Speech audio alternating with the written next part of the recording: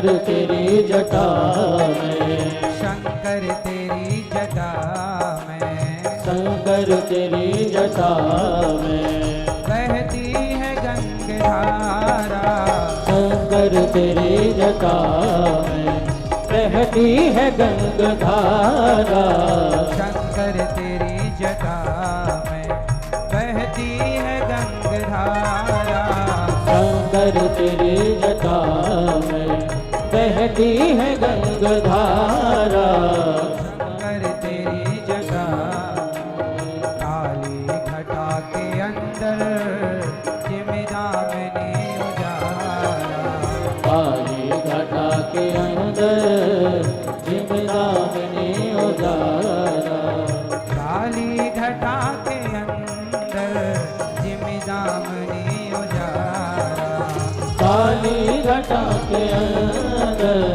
जिमिदामनी उजाला, शंकर तेरी जटा जय हो शंकर तेरी जटा में बहती है गंगाधारा, शंकर तेरी जटा में बहती है गंगाधारा, शंकर तेरी जटा में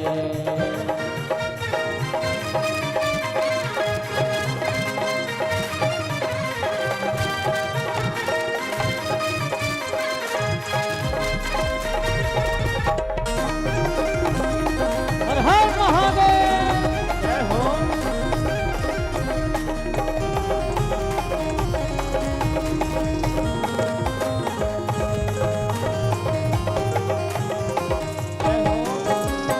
कल मुंड माल राजे शशि भाल में विराजे, गल मोंड माल राजे शशि भाल में विराजे, कल मुंड माल राजे शशि भाल में विराजे, गल मोंड माल राजे शशि भाल में विराजे, डमरू निनाद बाजे, डमरू निनाद बाजे, कर में त्रिशूल भारा, डमरू निनाद बाजे, कर में त्रिशूल भारा, शंकर तेरी जटा में बहती है गंगाधारा, शंकर तेरी जटा में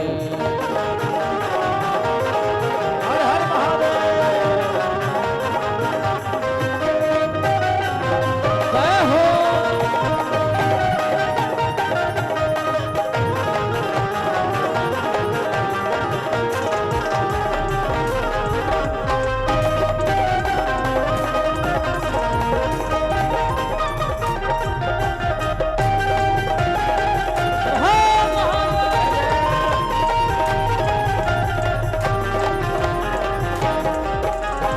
रगचर में वसनधारी दशराज पर सवारी, बदचर में सुनधारी दशराज पे सवारी, रगचर में वसनधारी दशराज की सवारी, बदचर में वसनधारी दशराज पर सवारी, निज भक्त हारी निज भक्त दुख हारी, कैलाश में विहारा निज भक्त दुख हारी, कैलाश में विहारा, शंकर तेरी जटा में बहती है गंगाधारा, शंकर तेरी जटा में